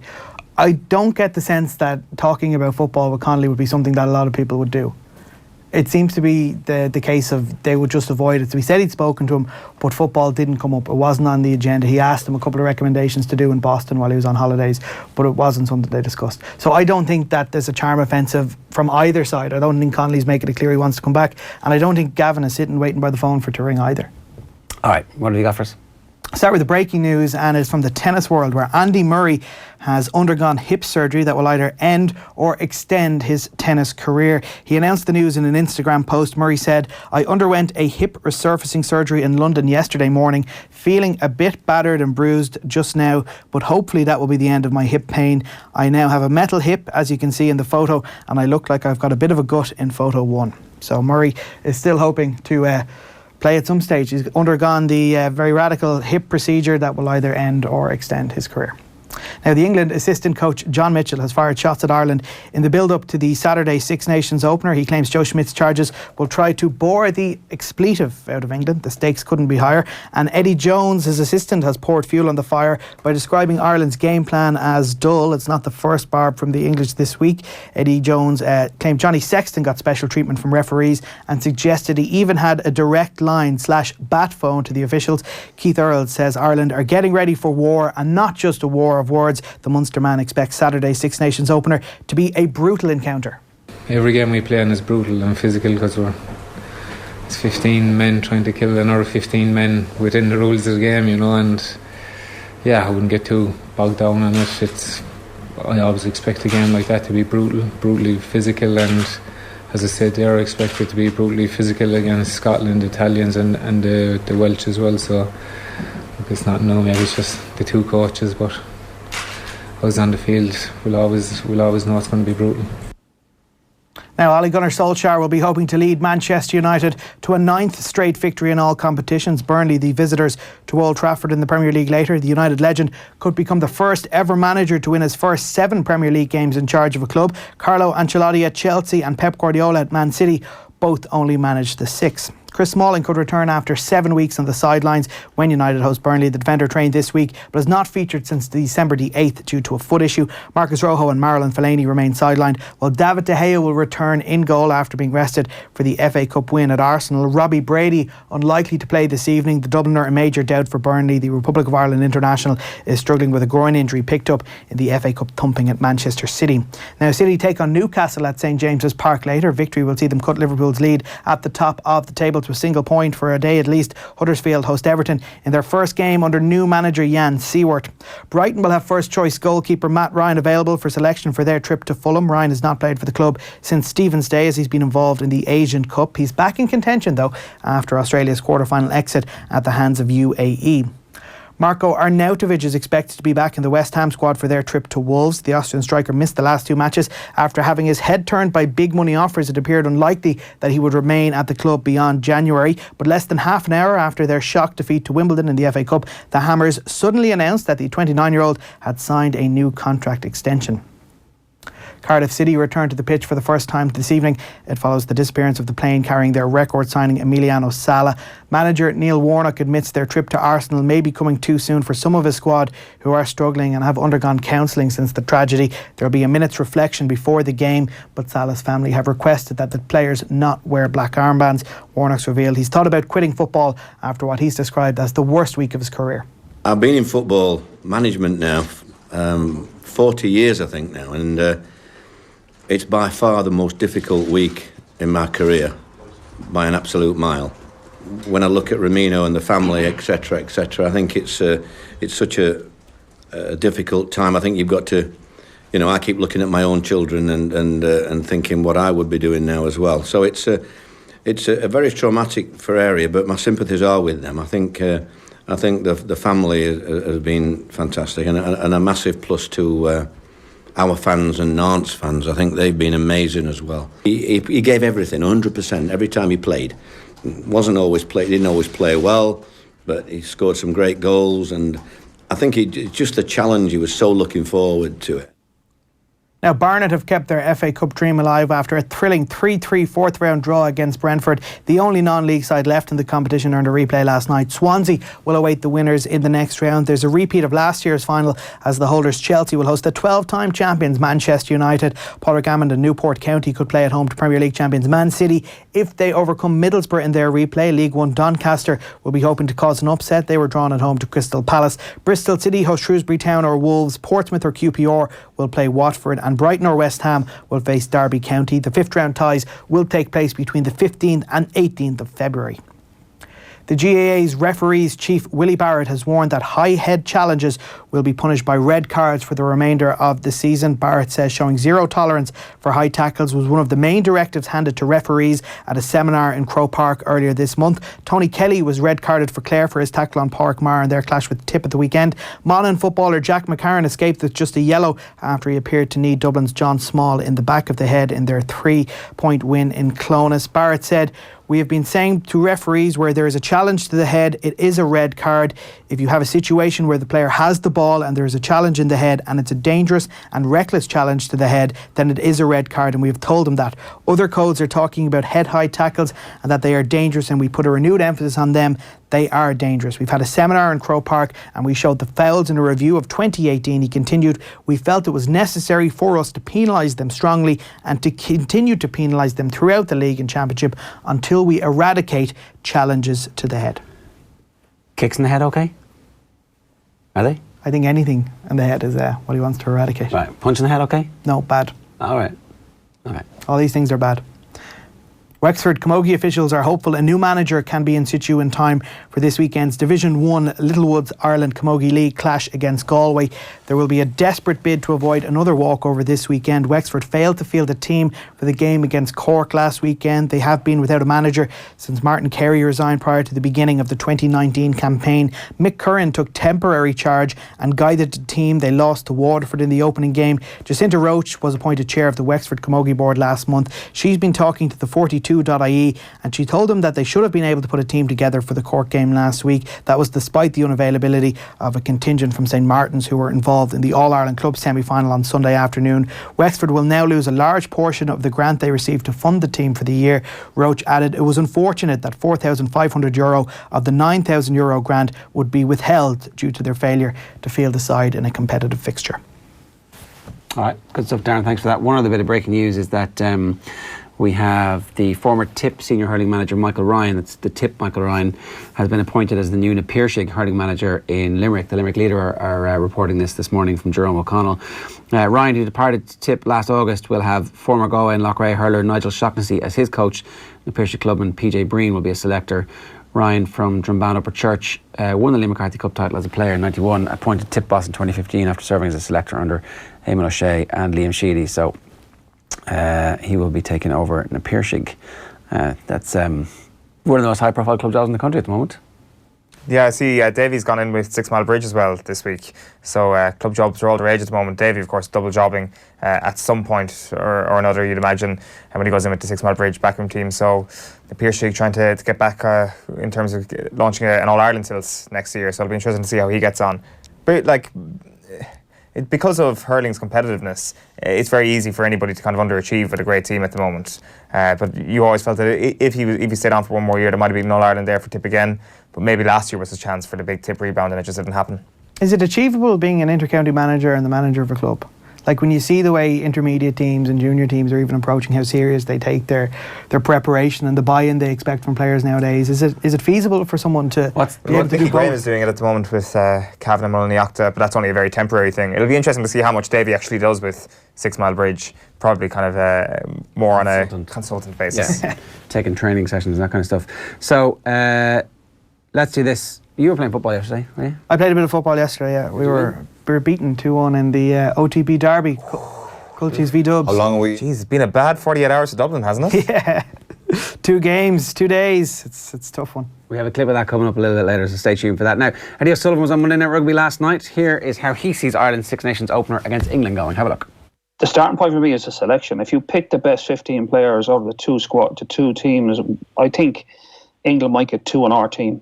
They might get 2. They get probably, you could argue Billy Vinipola and you could argue Mario Toje. But I don't see, like, you could argue, if you were playing Farrell at 10, but that means leaving out Sexton. I wouldn't buy that. So really, we are a better team than them. They get very few players in our team. For that reason, Eddie's hands are tied with his back row. He doesn't have an open side. Sam Underhill was his get out of jail card at open side. He's gone. So I think his centre partnership, again, he wants Farrell on the field. But he's used Farrell at 12 more than 10, even though Farrell is his best 10. But he doesn't have an outside centre. Then he bumps Tuolangi or Ben Teo to outside centre. So I think he might just go, like, if he's physically, he might go with Farrell, Tuolangi and Teo in the middle of the field and just go like bats out of hell physically in attack and defence.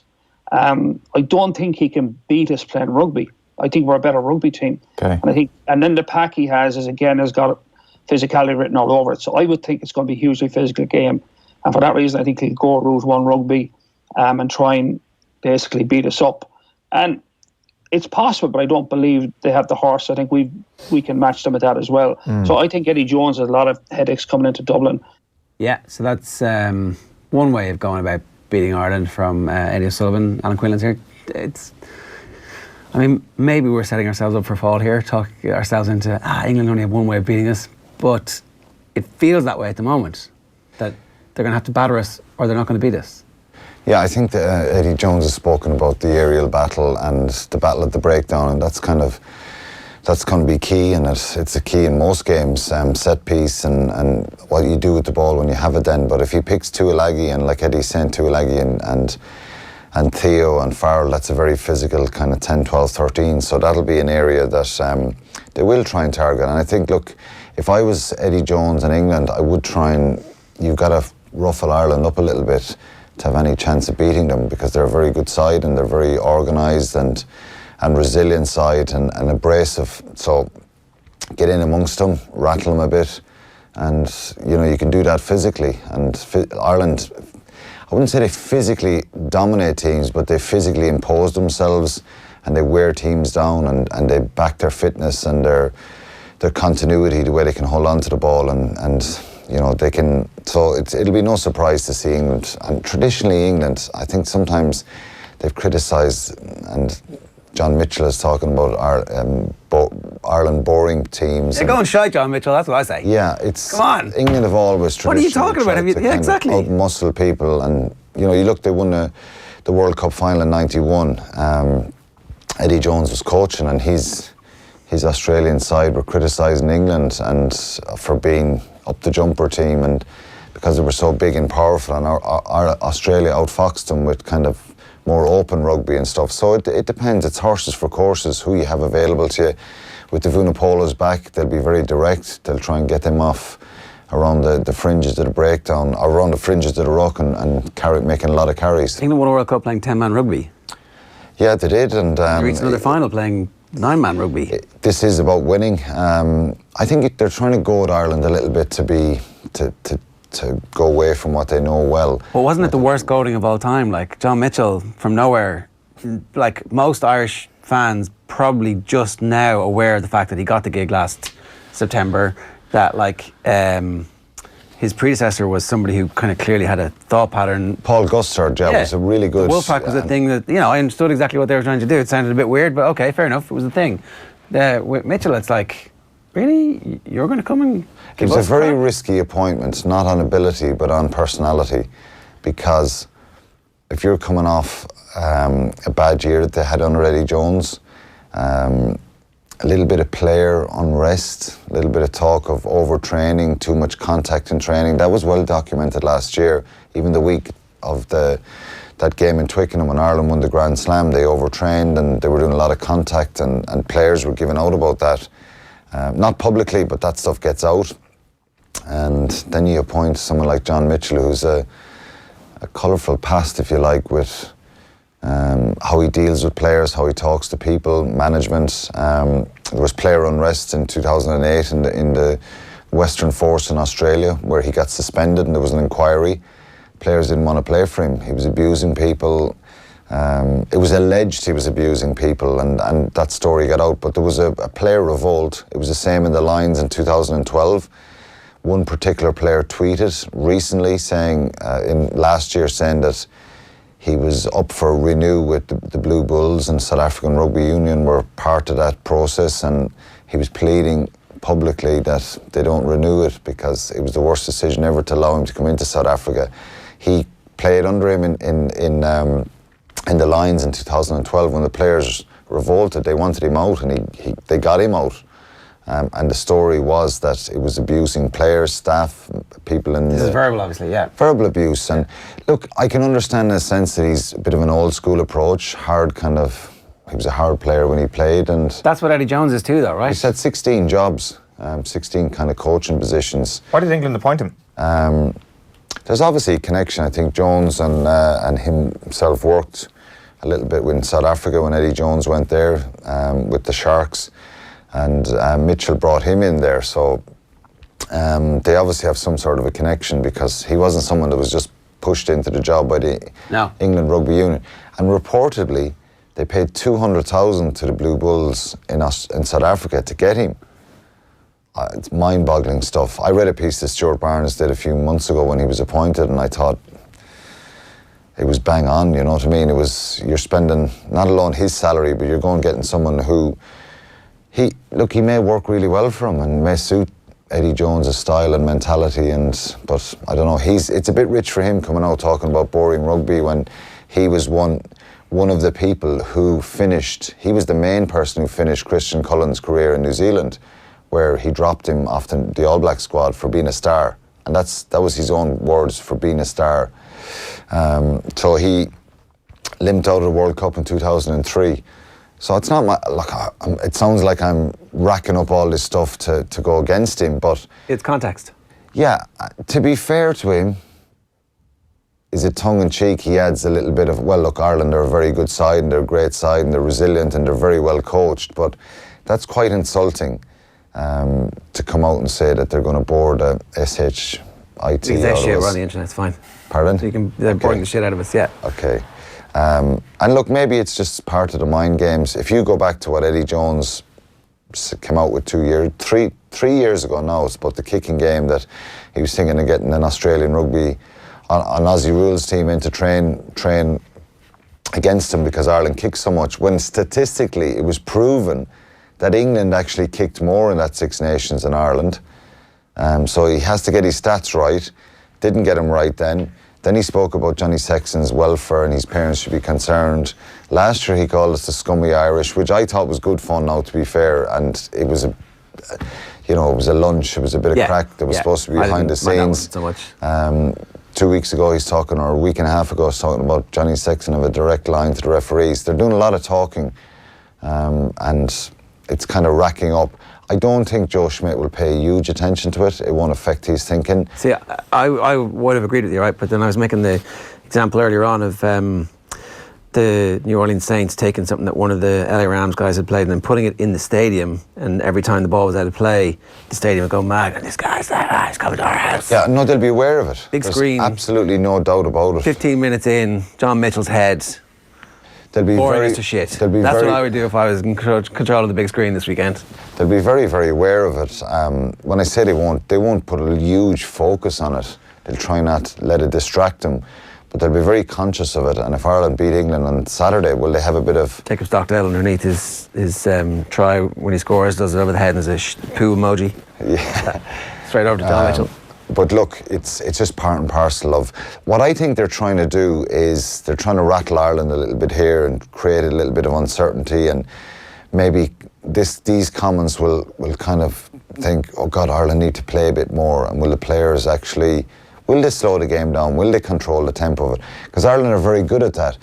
Now there is a slight argument to say that at times we have been a little bit boring. We've been structured, but it's been very effective when you think of what we've won in the last number of years. So England, of all teams, are not this expansive side who throw the ball around, and they haven't been under Eddie Jones. They've been attritional.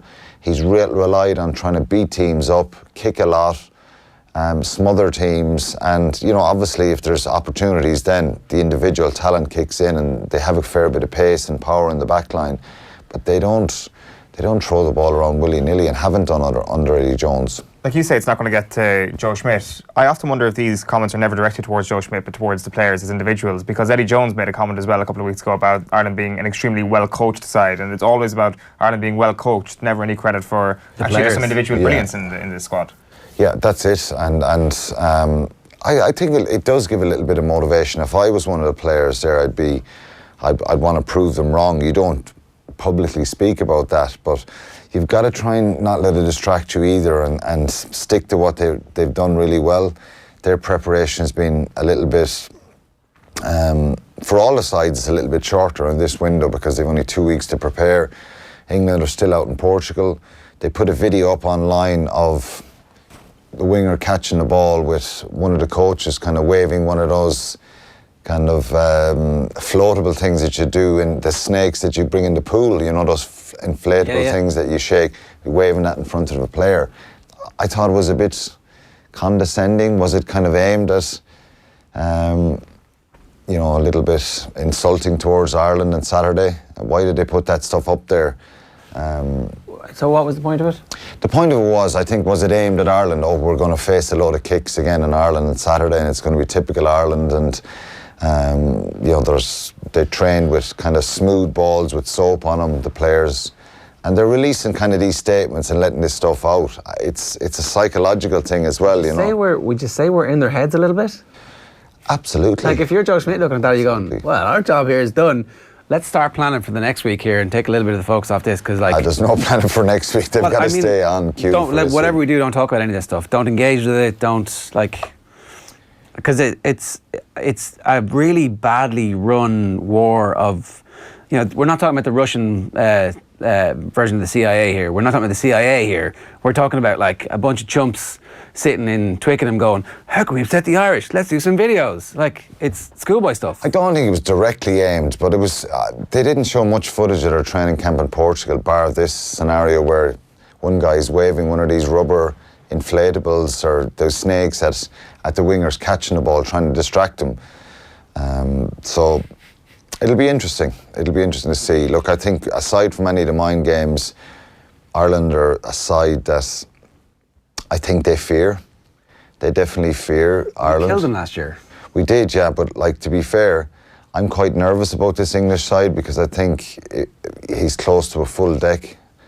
A lot of really good players, a lot of power, and when Billy Vunipola plays, and they've missed him, there's absolutely no doubt about that. He's a world-class player. They have a lot of power and pace. We've got the video of this now. I think we can show this. So this is inbound high ball practice ahead of Ireland versus England. #wear the rose. It's George Ford kicking the ball, and then is that supposed to be Jacob Stockdale, the inflatable thing, or who's who? It's just a bit of distraction. I think the crowd are obviously going to be screeching and roaring and stuff, but to be fair, they're not the most difficult kicks. They're kind of landing a little bit short there. I would be practicing more having a contestable runner come right up into their face rather than shaking the, what do you call those things? Floats? Yeah. I'd have a player right up in front, or maybe have a couple of players running around him, distracting him, or screaming at them. But look, it was kind of it's a bit ironic the way they posted that video, wasn't it? And kicking practice. We're in their catching heads. practice. It's great. A little bit, but look, yeah. We just better win now. Yeah, that's it. It's going to be tough though. It's going to be tricky. So your fear is that their power will be of such magnitude that they might be able to open holes and cause damage in our defence. Well, they're a very physical, big side, so... are we not though as well? Yeah, we are. I think they may have a little bit more... it'll be interesting to see what the weights of the packs were. But look, when you look at James Ryan, Toner, Furlong, Keane Healy, we've a lot of power. Stander, will Sean O'Brien play? Mahoney. There's a lot of big players there, and I think they will, they'll try and come and rattle Ireland a bit. I think that's their only chance. Pool noodles, Tommy, we're live. Pool noodles. Yeah. Courtney Laws has been showing off his new muscle, says he's eating a load of food, put on an extra stone of weight in terms of muscle only. Is that going to be one of the areas they look to exploit? Just get off the back row, get off the pack and just hit Johnny Sexton, hit Conor Murray potentially? For sure. If I was playing against Conor Murray and Johnny Sexton, I'd try and target them, and they understand that, they're used to that. It's up to the rest of the Irish pack to try and protect them because they're so influential. But, I don't think Ireland are going to get distracted. They know it's going to be physical. When you play any English side, they're physical, they're traditionally big, and he'll pick a big pack. He may play Courtney Laws at 6 if Brad Shields doesn't make it. But Tom Curry, he'll probably start at 7. And they've a lot of power, they've a lot of pace. And that's what they're going to try and do. Obviously, they've got to try and play rugby as well and look for holes in an Irish side that are full of confidence and full of self-belief. So it's... It seems that was a much bigger talking point. Obviously, you mentioned about the Eddie Jones comments about Sexton's well-being a couple of years ago. Has that changed? Have Ireland been doing something different over the past 2 seasons to protect Johnny Sexton a bit more? Not necessarily. I think sometimes with injuries and bangs and knocks like that, you can be just a little bit unlucky. I think he's probably a little bit more sensible in the way he tackles, the way he goes. He used to go probably head first into tackles and stay very upright. I haven't noticed him doing that in a while, I think. But that 10-12 channel is an area where you want to protect for any players. You want to try and protect your 10. I think Henshaw and Aki have done a really good job in protecting whoever's played 10 there, and the back rows off the line out. So that's really important. And in that context, right, and what we're listening to, is there a possibility that he's thinking of playing Henshaw at 15? Because Henshaw played 15 during the training week this week in Portugal. Rory O'Connor reported that in the Indo today, while obviously Carney was getting more game time. Is there any possibility that he's just going to give Carney another week to get back and that he might start Henshaw at 15? I think he might start. He's definitely an option. He's played 15 before, and to have Henshaw, Aki and Ringrose on the same team at one time, they're serious players, aren't they? Yeah. Serious ability to change games and to be very physical and top quality players. But I think what Rob Kearney brings is that experience, and he has kind of stepped up before when he hasn't played many games, like a few of the other players, Cian Healy, Sean O'Brien have done it. So I would suspect that he'll go with Rob Kearney. Right. And that obviously because Kearney wasn't there, he may feature as a fullback at a latter stage, or an option as a fullback, or even come off the bench. So if Henshaw doesn't start this week, if he went for Aki and Ringrose in the centre, and you don't, and Rob Kearney's playing fullback, where do you leave Henshaw out at 23? I think you can't afford to leave him out at 23, but you'd sacrifice Jordan Larmour then in that case, Right. So it's an interesting one. There's so many quality players. Yeah, because you wouldn't have any qualms about Henshaw. If Henshaw, right, I think he loves Henshaw so much that he's never going to put him on the bench. But if he wants Aki in the team, can't have them both and Ringrose, right? So if there's an injury to one of the wingers, you wouldn't feel bad about Robbie Henshaw coming on the wing, would you? You put Ringrose out there. I think he's played a lot more on the wing before, and you'd put the two of them in the centre. Right. In some ways, you'd love to see Henshaw and Aki going up against Tuolangi and Theo, but then you're risking that bit of flair and that X factor that Ringrose has, and his form has been so good this year, and defensively he's very strong as well. So I think you have to start Ringrose. And it was interesting, I listened to Drico a few weeks ago where he was saying, Aki has been so good, it's very hard to leave him out of the team. You nearly have that argument with Henshaw as well. Yeah. His performances have been such of a high standard for whatever length of time he's played for Ireland now, a couple of years, and I think it may come to that stage where you have the three of them on the field. At fullback? He could play fullback, yeah, for sure. Yeah, and because they're all fit, like fully fit, it's not that Kearney isn't fit because he obviously played last week, but not quite at the match fitness that the other three are at the moment. Yeah, and I think he's definitely under that little bit of a squeeze again, like he was 2 years ago when Ireland beat New Zealand. Yeah, he responded pretty well at that point. Responded, so he's going to respond again as well. And you got to back the guy, I think, because he's pretty strong and resilient. But it's good for, I just think there's so many players on that Irish team now that they're under pressure everywhere, right across the board. Can you imagine a back row situation where you played Sean O'Brien at the weekend? Would it be fair and right to leave out Van der Fleer for what he's done in November? And then what Dan Levy did last year? They all have their own arguments, the way Jordy Murphy's been going as well with Ulster. So there's going to be a lot of good players. If Tadhg Byrne was fit, there's arguments to start him or at least have him on the bench.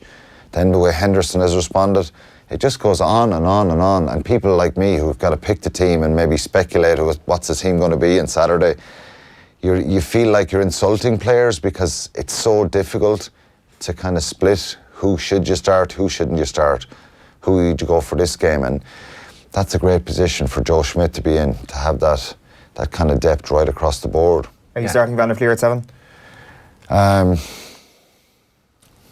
Jesus. I keep going back to Sean O'Brien and what he's done before, and if he's trained well in the last 2 weeks, I think getting him into the team is just, he offers that experience. And then you're taking Van der Fleer out, his chop tackle ability, his pace to the breakdown. So I would start Van der Fleer at 7 and have Sean O'Brien on the bench. That's really the only other, like, it's, of course our depth is brilliant, but it seems that midfield to a certain extent, fullback and 7 are the only kind of debates we can have. Everything else picks itself, doesn't it? Yeah, it does. I think Healy, Best, Furlong, Ryan, Toner, O'Mahony, Stander, Van der Fleer, Murray, Sexton. I went for Raki, Ringrose, Stockdale, Earls and Carney, with Henshaw off the bench. Good team. It's a serious team. With Sean O'Brien on the bench. Henderson is going to be out. So Quinn Rue's on the bench? It's Quinn Rue or Delan maybe? Delan maybe, yeah. So it's a shame for Henderson. It's also a shame for Tadhg Byrne because he could have been involved for this game as well. Yeah, this was Tadhg Byrne's chance, I think, to start coming on in those games and winning stuff and being a closer for the team, to nail yourself on as the sub, and maybe the back row sub. I don't know. Yeah. So it's such a competitive situation at the moment. But so if you are Ireland and you see how the wind is blowing for England, big guy, how do you beat that? What's your game plan? What do you do to change? They don't change too much, I think, because they've played a lot of big physical sides in the last number of years and coped well with them. Tactically, they've got to play in the right areas against England, because if you're playing against a side who undoubtedly will try and stop you and put pressure on you, don't want to make mistakes in your own half of the field. And so I think tactically, and they did that superbly in Twickenham last year, where some of the kicks, they isolated their back three and it led to the first try. That brilliant kick from Sexton. A little bit of space in behind where Stockdale got that try as well. So I think stopping it won't be an issue for them. I think if they can build tempo and pace into their own game, that's how you beat England. That's how you wear them out a little bit. So they've, at home, and the form of a lot of these players in the Champions Cup, you would imagine they're well capable of doing that. If England, though, do get ahead of momentum up, like, how do you interrupt that? What? You've got to stay patient and not panic, because I think particularly at home, there's extra pressure on Ireland being the Grand Slam champions as well. And maybe that's what Eddie Jones and John Mitchell are doing. They're deflecting a little bit and they're saying, look, they bore us, they kick a lot, but they're a great side and they're well coached and well organised and stuff like that. Yeah. They're trying to just rattle them a little bit and throw this stuff out there, but with that added pressure, I think it can sometimes affect performance. But there's so much experience in this Irish team. They'll know what they'll have to do, and they'll know the role inside out as well in their preparation under Joe Schmidt and the rest of the coaches. There was one other thing I wanted to ask about, how quickly or otherwise teams get into the Six Nations. There's been Six Nations openers where the games have been wild and chaotic. You think back to the Wales game a couple of years back. Wales-Scotland. Yeah, there's been other Six Nations openers where drab affairs where teams play badly, it's freezing. Last year. What happened last Ireland year? and Paris last year, like they probably underperformed, or did France overperform actually to what we were giving them credit for that week. Like, I would definitely say that Ireland started the Six Nations slowly last year, and it was by the end, it was by Twickenham that they were really firing. They were humming, yeah, and that can happen. It can happen to any of the sides because of lack of preparation and a bit of cohesion and stuff like that. You think Ireland are probably best placed, given that there's a core group of them have played, the core group of Leinster players who play regularly together. than some of the other nations. Scotland, sometimes they have a lot of Glasgow players on the team, but historically it's hard to get up to speed really, and sometimes you're not showing your hand early on. So I'll take a boring win against England on Saturday, a 9-3 win or a 12-6 win. It doesn't matter. Ireland have to just win this game, figure out, and sometimes it is cup rugby, and that's why I was kind of baffled with Eddie Jones. He didn't get his stats right when he went on about that stuff before the kicking. In fact, England kicked the ball more than Ireland in that Six Nations. So it's just about getting a win for Ireland on Saturday. Their last win at the Aviva was 12-6 in 2013. In 2015 at the Aviva, we beat them 19-9. In 2017, it was 13-9. So, again, close. They're close, yeah. And they're a good side, and they're a side well capable of winning this championship or winning and competing at a World Cup as well. So, like I said last week, we shouldn't underestimate them in any way. You know, we're kind of dissecting some of the comments that are being said here, but make no mistake, there'll be a good England side, a very, very good England side. Tuolangi can be, he hasn't been for a while, but can be an incredible rugby player if he's fit, well and healthy. Yeah. And he can offer them so much more than they've had maybe. Henry Slade is a really silky, skillful player as well. They have a lot of power and pace in their backline. And I think when they've beaten us before, we've actually struggled a little bit with their size and their power in their backline when they get on the front foot on occasions. So what do you do when that's happening? You try and hold on to the ball and not kick loosely to him. You know, that's why the kicking game, if it's done accurately, can be a fantastic weapon. But I think, look, we have Stockdale. He's come into the team in the last couple of years. He's 6'3", really, really big, powerful big man. Lad, yeah. We've got a lot of power and strength in the centre now with Henshaw, Aki, back up with Chris Farrell. Will Allison's a big man. Ringroad is really after filling out and becoming really, really strong. And I think Keith Earls was never the biggest player in the world, but I think he's got a lot more powerful. Yeah.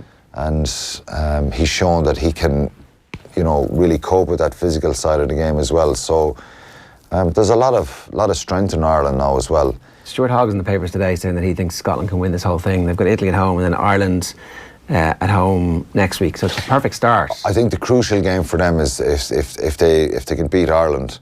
They're away in Twickenham and they're away in Paris. They're the hard ones. You want to win your home games, and Ireland is crucial for Scotland, but they're very well capable. I looked through the teams there over the weekend and the fixtures, and you're going, Jesus, everyone has a chance here. How important is it for us in that Scotland game to lay down a marker for what's coming? Does it bear any relationship between the game that's going to happen in the World Cup? Like if we hammer them in Scotland now, are they shell-shocked by the time the World Cup comes around? If we lose that game, are we suddenly at risk of losing the game? We totally are. If Scotland beat us in Scotland, they could easily beat us in Japan. Yeah, it'll be massive psychologically, I think, and it does have an effect. If Scotland beat Ireland again, that they go, well, 2 years in the trot, or 2 years in Murrayfield we've beaten them, and it would have an effect psychologically for their preparation going to the World Cup, and it would probably dent Ireland a little bit. If Scotland get another win, they can say, well, we have their measure. We know how to rattle them a little bit. But the flip side of it, I think if Ireland win, it still makes Scotland a really, really dangerous threat at the World Cup. It'll be a different game. So bar Ireland win by 20-30 points, which won't happen, or Scotland beat him, they're the two scenarios that psychologically will have an effect. Okay, I'm going to ask you briefly about Wales and France in a minute, but here's Keith Earls chatting to the media this week, talking about the form of Stockdale and how Joe Schmidt will approach Saturday's game. Have a look. Yeah, and he's doing it with Ulster as well, so it's great to see him carry on that form. That it wasn't just a kind of, it was a first season thing. I know people talk about second season syndrome when everyone gets to know you and teams start to mark up on you, but he seems to keep doing it, so it's great to see him in the form he's in. Especially he had a bit of an injury start to the season and he's just exploded again, so it's great to see that. Keith, it's Joe last year, obviously in charge of Ireland. We know how determined and driven he is to win games. Do you get a sense that he's even more so this year because it is his last year in charge? Yeah, no, Joe's always been driven to win a game. I don't even think Joe's thinking about past England, never mind what he's going to do after he's with us. Like he's always driven, and he's driven a lot of us to win every game as well and be the best we can be. So it's no different on Joe's side either. Yeah, we haven't had a going away party for Joe Schmidt yet, even though he's gone away. It's like, this is the last time he's ever going to play England at the Aviva. Yeah, it's a strange one. He'd be missed, but yeah, like he said, I think you're judged on what happens now as well, unfairly sometimes, and he'll really want to start well on Saturday. Just get a win on the board. It's a really tough start for Ireland. England at home. Yeah. You can't ease your way into this tournament. And Scotland, Italy first game. Scotland away then as well. So it's a really tough start for him. People find it very hard to separate France and Wales. That game's a pick 'em at the moment. What's your take on that? It depends what France turns up. You know, they have undoubted talent. They'll have some new players in the squad. A lot of Toulouse players who've performed really well this year in Europe. Although they got smothered in Dublin when they came here. Dupont is a great player. He's one I'm looking forward to seeing. Intamac, will he play in the 12 role? I thought he was until I saw him in Dublin. And not quite at his dad's level yet, is he? He's not the biggest man. He's a real playmaker, but he can, if they get enough of ball, they can be very, very dangerous. So it depends what France are there. Brunel is under pressure. They lost against Fiji in November. I think if he's a bad Six Nations, he could be gone. They could oust him, yeah. Yeah. So we'll wait and see. Wales, on the other hand, have kind of kept a low profile. I don't know, do you make a conscious decision to do that? But I Gallen think has to make they had a really good November. They're on a really good winning streak, and he'll be confident of them doing well, and they believe and they perform well in the Six Nations. So they're a serious threat. But if they want to win the championship, I think they've got to win in Paris on Friday night, Wales, and then they've England at home. They've England and Ireland in Cardiff, so they'll sniff one for sure. All right, good stuff, Alan. Thanks for that. We'll talk a bit more about that rugby across the course of the week, obviously. Now, yesterday afternoon, some members of Team Off the Ball, including Kevin Kilbane, were split into two teams for a charity five-a-side match for the Irish Heart Foundation. It was the Dubs versus the rest of Ireland, aka the Colchies. Which is a time-honoured tradition in Ireland training camp. The teams were managed by John Giles and Brian Kerr. So here are the gaffers previewing the action. We're streaming the game later on today across Off the Ball. Keep an eye out for it. All right, guys, we're here today to support the Irish Heart Foundation. It's going to be a very, very competitive match. John, every Thursday night you're telling us how football should be played. What's going to be your message to the Dubs team? Get stuck in. Now, get after the ball when you haven't got it and use it as best you can when you have it. That's the basics that I learned when I was a kid. What about the players out there who don't have the skill level to keep hold of the ball? They can only do the best, Nathan. I mean, like when you play, Brian would know, any team you manage, all you're asking is for them to do their best. Sometimes you have great players, sometimes you don't have great players, but do your best. You don't have to be a great player. Brian, what's the plan? What's the tactical master plan? Well, I'm looking at the team I have, and there's a lot of fellas on it who talk a great game, John, when I hear them on the radio or I see them on the telly. So I'm going to put it up to them today and let them show me and everyone else what they can do when they have the ball, how good the decision makers they are when they have it, how good their skill levels are, how clever they are tactically when the opposition have the ball. Expectations are low, I have to say. Brian Kerr is putting it up to, he was managing the Colchies, was he? Yeah, he was, yeah. So, Colchies versus the Dubs, live across all our social channels from 1 o'clock this afternoon. You can just see in John Giles' eyes the kind of side eye he's giving to Brian Kerr. I want to kill this guy. I want to crush this guy and destroy every fibre of his being. I am the best manager in this room. You obviously are an aficionado of the Puck Fair in Killorglin, which would make you effectively king of the Colchies. I mean, rumour has it you've married that goat on several occasions. So why weren't you playing for the Colchies team yesterday? Pretty offensive. I just wasn't around. I was on a job yesterday afternoon, so unfortunately they missed my services. You were cheating on us last night, though. I can't believe it. This news broke across another media company's social channels that you were sleeping with the enemy. What enemy? You made your debut on Radio Kerry's Terrace Talk last night. Enemies, they're friends of ours. And I did. Gave my hot takes on Kerry's win over Tyrone. Yada yada yada yada yada yada. That's all we tuned in, and all we could hear was yada yada yada yada yada yada yada. That was all we heard. Oh, it goes fuzzy between every station, and then when you get to Radio Kerry, the fuzz just turns to yara yara yara.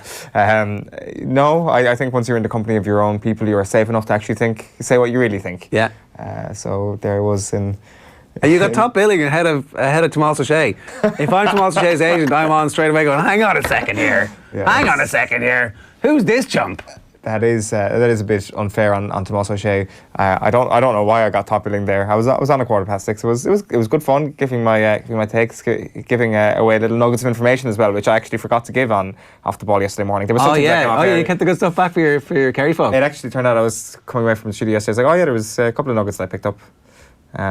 Basically, if you want to, will I rehash them? I mean, come on. There's nothing like your sloppy seconds from Radio Kerry. Yeah, I know. Kind of like the GOAT. No, let's not go there ever again. The Puck Fair comment was actually very offensive. Anyway, the two things that I said yesterday was anybody who's worked with this Kerry manager Peter Keane knows that he likes to play three midfielders. So the audition that's going on in midfield at the moment could actually be an audition for a half-forward spot. So expect to see a big man wearing 10 or 12 throughout the summer. And the second thing was how much of a defensive game plan was this? Was it just a one-off for Tyrone? Well, I've heard it on good authority that their challenge game against Laois the previous week also featured a very defensive game plan. That being said, they kicked 22 scores in that challenge game, so it worked out. Counter-attack. Exactly. Wave motion. Wave motion, exactly. On tomorrow's show, we've got Darren Cave. We'll have football. Annalise Murphy tomorrow morning from 7:45. Big night in the Premier League. We get to see if a little bit of history gets made for Ole Gunnar Solskjaer, so we'll keep an eye on that. Burnley at home, if you were going for a record. That's who you'd pick now, isn't it? Jose Mourinho would have been like, Burnley, tough game. They've come here before, they've caused us trouble. Now it's like, we're going to roll over Burnley 3-4-0. Yeah, I would say so. I'd be surprised if they didn't beat them and keep a clean sheet tonight. Yeah. All right, that's coming up on tomorrow's show. If you want to get involved in the show, you can always tweet us at Off the Ball or at Off the Ball AM for the specific Twitter feed for the show. And of course, you can subscribe to our YouTube channel. But the best place to watch us in the mornings now is our shiny new website, offtheball.com. You can just hit the listen or the watch button. It opens up for you, and you can go about the rest of your day's business and just listen to us like a radio show. It's the future. It's coming your way, and it's right here, right now. See you tomorrow. Good luck.